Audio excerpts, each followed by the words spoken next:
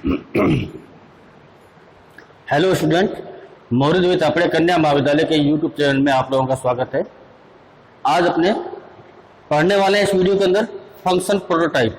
ये function prototype क्या होता है? कल अपनों ने पढ़ा था, फंक्शन का इंट्रोडक्शन लिया था कि फंक्शन क्या होता है।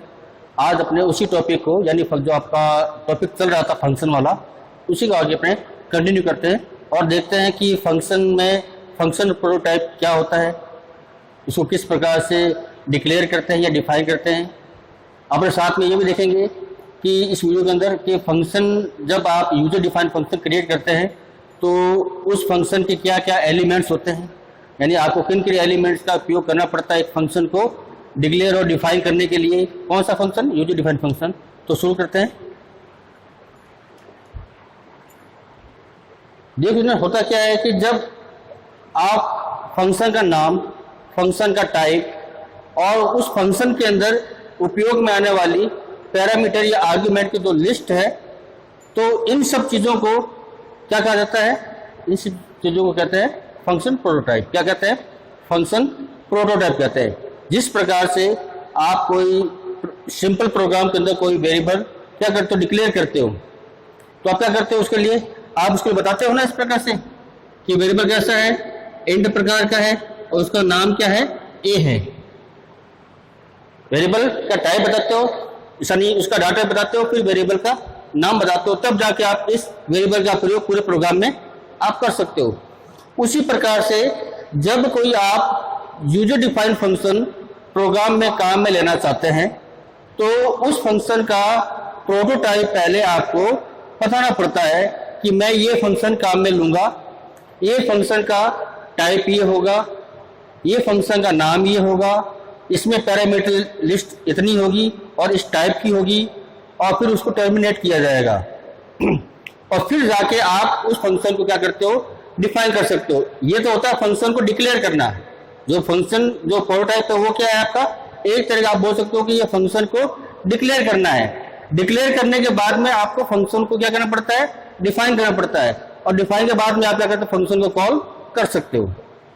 तो ये 3 स्टेप होते हैं। मैं बता देता हूं। देखो, अगर मैं लिखूं ये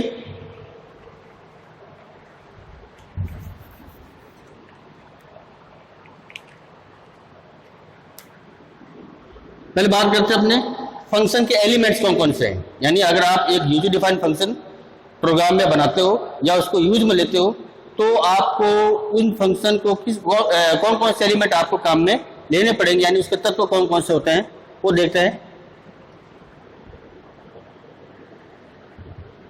फंक्शन एलिमेंट, फंक्शन एलिमेंट पहला है आपका फंक्शन डिक्लेरेशन। कौन सा है आपका? फंक्शन डिक्लेरेशन, यानी आप फंक्शन को डिक्लेयर करते हो। क्या करोगे? फंक्शन को डिक्लेयर करोगे। फिर है आपका कौन सा है? Function definition.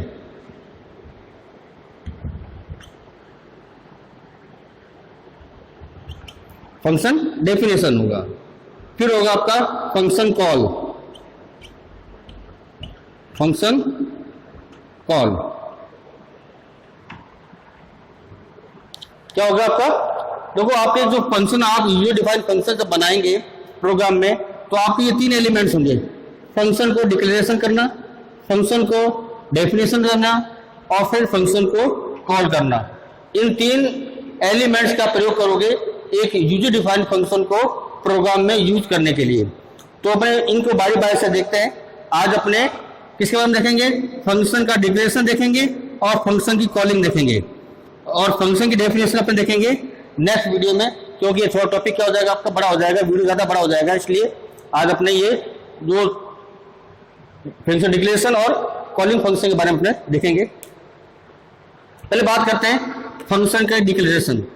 फंक्शन का डिक्लेरेशन क्या होता है कि जैसे मैं अभी बताया आपको कि आप कोई प्रोग्राम बनाते हैं तो प्रोग्राम बनाते समय आप कोई वेरिएबल को यूज में लेना चाहते हैं तो उसको पहले क्या करना पड़ता है? बताना पड़ता है कंपाइलर को, मैं ये वेरिएबल काम में लूंगा और इस वेरिएबल का डाटा टाइप ये है। यानी आप क्या करते हो कि वेरिएबल को पहले डिक्लेयर करते हो और डिक्लेयर करने के बाद में आप उस वेरिएबल का प्रयोग पूरे प्रोग्राम में करते हो। उसी सिद्धांत का प्रयोग करते हुए या उसी तरीके का प्रयोग करते हुए आपको क्या करना पड़ता है, जब आप यूजर डिफाइंड फंक्शन प्रोग्राम में काम में लेना चाहते हो या बनाना चाहते हो तो पहले उसको क्या करना पड़ता है, डिक्लेयर करना पड़ता है। तो डिक्लेयर होने के बाद में आप उस फंक्शन की डेफिनेशन दे सकते हो और फिर उसके बाद में आप क्या कर सकते हो, उस फंक्शन को कॉल करके मेन फंक्शन के अंदर काम में ले सकते हो। तो अपने आप देखते हैं कि फंक्शन का डिक्लेरेशन क्या होगा।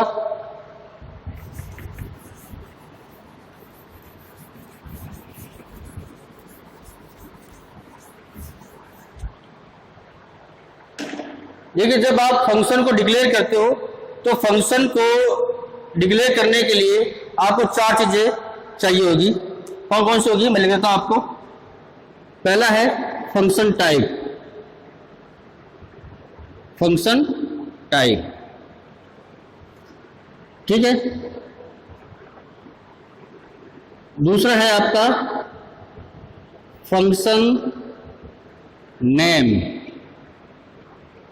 क्या होगा, फंक्शन नेम होगा। और तीसरा होगा आपका फंक्शन पैरामीटर लिस्ट, या इसको अपने आर्ग्यूमेंट भी बोल सकते हैं। क्या बोलते हैं, फंक्शन आर्ग्यूमेंट। पैरामीटर लिस्ट या आर्ग्यूमेंट दोनों एक ही चीज है। फंक्शन पैरामीटर लिस्ट या फंक्शन आर्ग्यूमेंट लिस्ट आप उसको बोल सकते हैं। 3 ही हो गया। चौथा है आपका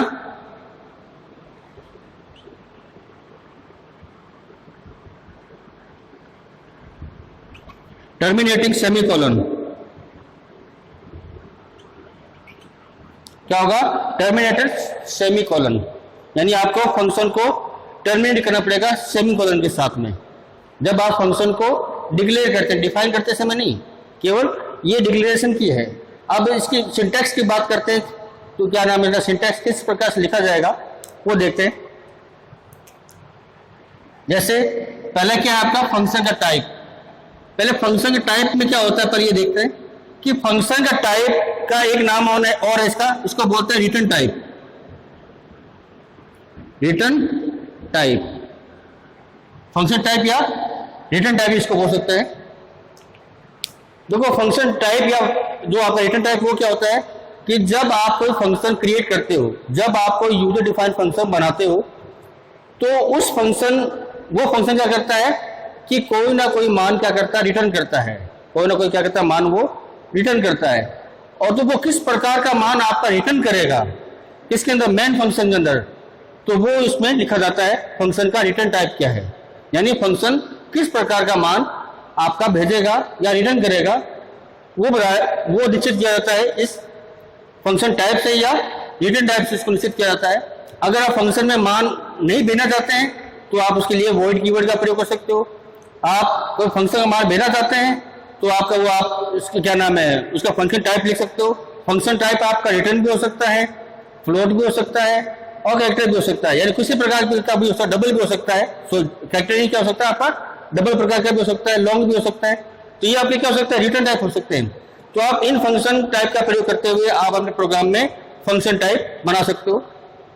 फिर है आपका फंक्शन नेम। फंक्शन नेम में क्या होगा कि जब आप फंक्शन क्रिएट करेंगे तो आपको फंक्शन का नाम देना पड़ेगा, क्योंकि यूजर डिफाइंड फंक्शन जब आप क्रिएट करते हो तो फंक्शन का नाम क्या है कि यूजर खुद देता है, स्वयं देता है। तो क्या होता है कि फंक्शन का नाम ऐसा होना चाहिए जिसमें आइडेंटिफायर के रूल्स का प्रयोग आपको करना होगा। आइडेंटिफायर का रूल का मतलब क्या होता है कि आपका फंक्शन का नाम हमेशा इंग्लिश अल्फाबेट से होना चाहिए। इसमें आप कोई विशेष सिंबल का प्रयोग नहीं कर सकते। ये आपके क्या नाम है, ये केस सेंसिटिव होते हैं। केस सेंसिटिव यानी फंक्शन का नाम आपने मान लीजिए बड़े अक्षर में दे दिया, आप उसको छोटे स्मॉल अक्षर में यूज कर रहे हैं, या आपने बड़े अल्फाबेट में दे दिया और उसमें आप उसको स्मॉल अल्फाबेट में काम ले रहे हैं, तो आपको वो अलग अलग मानेगा। तो यानी आपको जो आइडेंटिफाई के जो नियम है मैंने आपको बताए थे, उन नियमों का आप प्रयोग करते हुए आपको फंक्शन का नाम देना होता है। तीसरा होता है आपका फंक्शन पैरामीटर लिस्ट या function argument list. Function parameter list या फंक्शन आर्ग्यूमेंट लिस्ट क्या होती है कि जब आप फंक्शन क्रिएट करते हो तो फंक्शन को कॉल करते समय, जब आप फंक्शन को कॉल करोगे तो मेन फंक्शन के द्वारा क्या होगा, कि कोई मान आपको सेंड किया जाएगा, कोई मान आपको सेंड किया जाएगा, और उस मान जो आपको मान सेंड किया गया आपके फंक्शन के लिए, उस वैल्यू पे या उस मान के ऊपर क्या होती है, जो फंक्शन में लिखा गया कोड है वो क्या करता है, कैलकुलेशन करता है, और कैलकुलेशन करने के बाद में आपका आंसर आपको दोबारा मेन प्रोग्राम में ट्रांसफर करता है।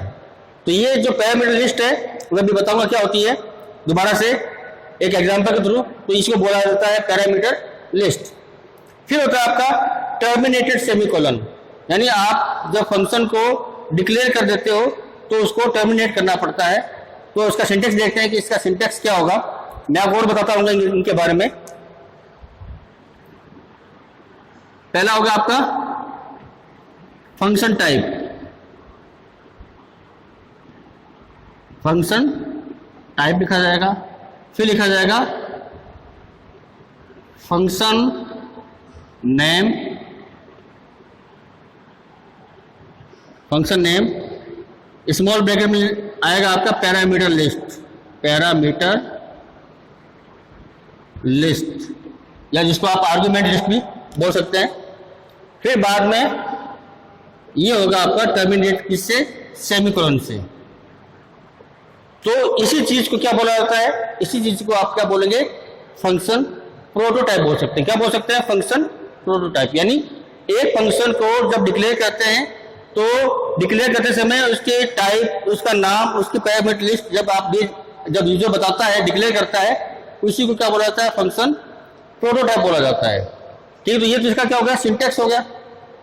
अगर मान लीजिए अब मैं कोई फंक्शन बनाता हूं तो मैं किस प्रकार से बनाऊंगा, जैसे मान लीजिए मैंने लिख दिया एंड, फंक्शन नाम मान लीजिए मैंने दिया ऐड, पैरामीटर दे दिया मान लीजिए मैंने इंट कॉमा इंट और बंद। यानी मतलब क्या हुआ कि इंट, ये यहाँ पे इंट वो क्या है आपका, ये है आपका फंक्शन टाइप। फंक्शन टाइप क्या करेगा, ये बताएगा कि ये जो फंक्शन है ऐड नाम का फंक्शन, ये आपका इंटीजर प्रकार का मान क्या करेगा, रिटर्न करेगा। क्या करेगा, इंटीजर प्रकार का मान आपका क्या करेगा, रिटर्न करेगा, ये इसको बताता है। ठीक है, फिर है आपका ये फंक्शन का नाम, ये आपका क्या है, फंक्शन नेम है।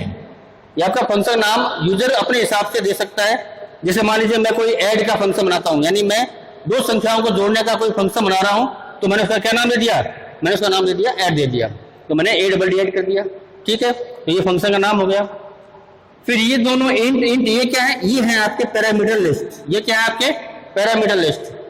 पैरामीटर लिस्ट क्या होती है, मैं बताया था आपको कि अब ये इंट का मतलब यहाँ पर ये मतलब हुआ कि आपके मेन फंक्शन से, जो आपका मेन फंक्शन है, उस फंक्शन से आपका मान सेंड किया जाएगा इनके लिए।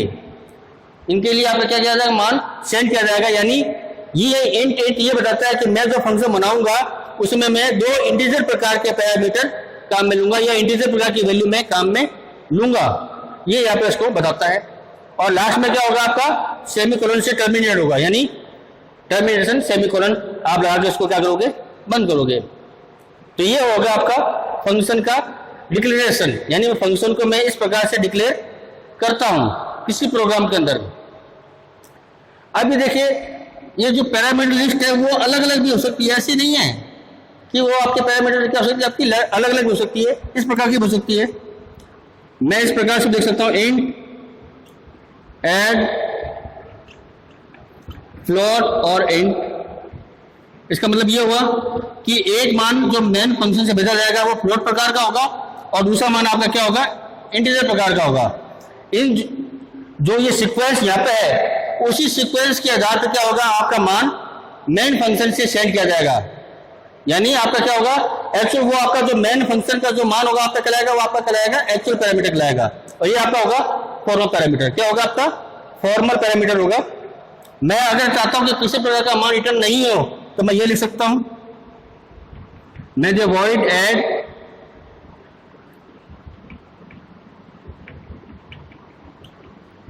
इसका मतलब ये हुआ कि ये वॉइड लिख दिया मैं, तो आगे क्या मतलब इसका ये हुआ कि ये फंक्शन आप किसी प्रकार का कोई भी मान रिटर्न नहीं करेगा, लेकिन पैरामीटर आपका लेगा, एक फ्लोट लेगा, एक इंटीजर लेगा। ठीक है, आप ये देख सकते हो, इस प्रकार से लिख सकते हो, मैं जो इंट ऐड वॉइड, इसका मतलब ये हुआ कि ये इंटीजर INT है, इंट है, ये आपका इंटीजर प्रकार का मान तो रिटर्न करेगा, लेकिन मतलब किसी प्रकार का कोई जो आपका पैरामीटर ये काम में नहीं लेगा, यानी पैरामीटर आपका क्या है, ब्लैंक है, खाली है। तो आपका ये क्या है, ये पैरामीटर नहीं लेगा, इसलिए मैंने क्या लगा दिया, वोइड लगा दिया। तो ये अलग अलग प्रकार से आप फंक्शन को अपने प्रोग्राम की आवश्यकता के आधार पे आप फंक्शन को डिक्लेयर कर सकते हैं और फिर उसको काम में ले सकते हैं। अब बात करते हैं अपने फंक्शन की कॉलिंग, कि फंक्शन को कॉल किस प्रकार से किया जाता है। जब आप कोई फंक्शन बनाते हैं, जैसे मान लीजिए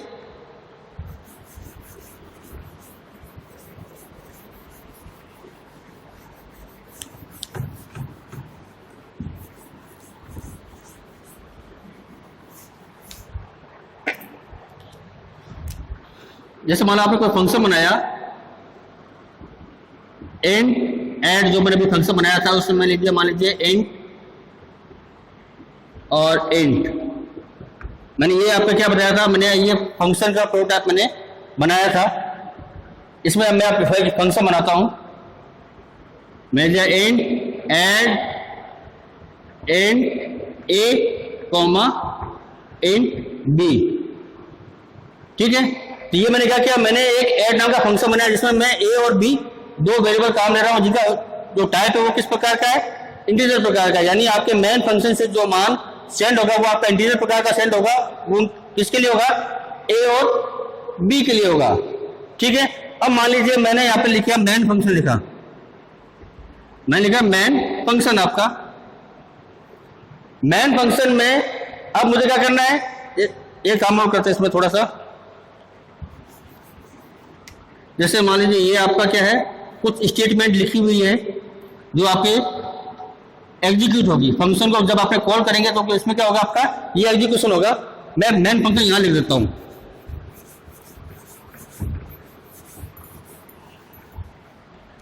मैं दिया मैन,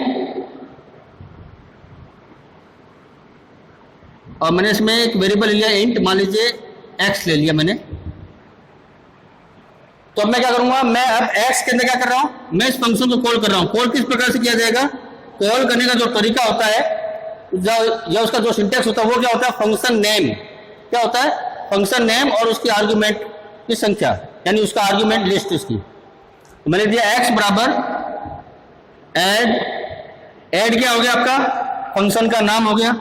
इसका रिटर्न टाइप आगे नहीं लिखा जाएगा, फंक्शन को कॉल करते समय आपका रिटर्न टाइप नहीं लिखा जाएगा, केवल फंक्शन का नाम के साथ में फंक्शन क्या होता है, आपका कॉल होता है, और उसमें किस प्रकार के पैरामीटर आपको देने हैं उसके साथ में। यानी इसमें इंट प्रकार का मैंने क्या दे दिया, मान लीजिए 100,200 ये मैंने दे दिया। तो यहाँ पर अब क्या हो रहा है, इस फंक्शन में जो मेन फंक्शन में क्या हो रहा है, ये मैं ऐड फंक्शन को कॉल कर रहा हूँ, यानी ये इस फंक्शन को मैं क्या कर रहा हूँ, कॉल कर रहा हूँ।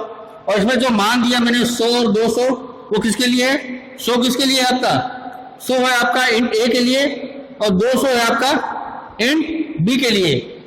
इन दोनों का मान यहां से सेंड किया गया, कहां से, मेन फंक्शन से सेंड किया गया, वो यहां आ गया।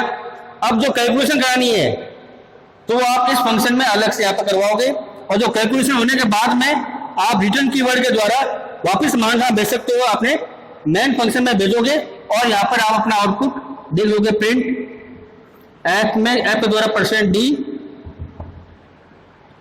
एक्स का मान आप यहाँ पे दे दोगे। यानी जो कैलकुलेशन हुई है आपके कैलकुलेशन पहले क्या होगा, पहले जैसे ही कंपाइलर आपके यहाँ आया इसके बाद में यहाँ आएगा, यहाँ आते क्या करेगा, वो देखेगा एक्स बराबर ऐड, यानी फंक्शन को कॉल किया गया है।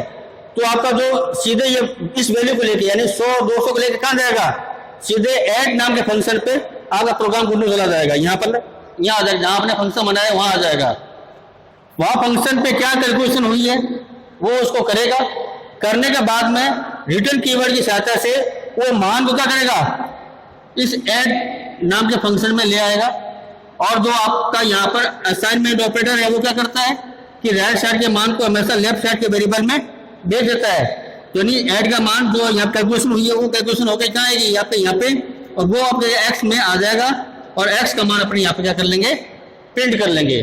तो इस प्रकार से क्या होता है कि आप फंक्शन को कॉल करते हो, यानी कॉल करने के लिए फंक्शन के नाम का प्रयोग किया जाता है। अगर उसकी आर्ग्यूमेंट लिस्ट है तो आप उसको आर्ग्यूमेंट लिस्ट दे के आप फंक्शन को कॉल कर सकते हो। अगर आर्ग्यूमेंट लिस्ट नहीं है तो सिंपल आप उसके नाम से आप फंक्शन को कॉल कर सकते हो। तो ये आज का टॉपिक था जिसमें मैंने आपको बताया कि फंक्शन को डिक्लेयर किस प्रकार से करते हैं और उसको कॉल किस प्रकार से किया जाता है। नेक्स्ट वीडियो में मैं आपको बताऊंगा कि फंक्शन की डेफिनेशन अपने किस प्रकार से देंगे, यानी आप फंक्शन को किस प्रकार से लिखेंगे, यानी इसकी जो बॉडी है फंक्शन की बॉडी अपने किस प्रकार से उसको लिखेंगे। तो आज के वीडियो में इतना ही। इस वीडियो से संबंधित कोई भी क्वेरी या कमेंट हो तो आप मुझे कमेंट बॉक्स में कर सकते हैं। धन्यवाद।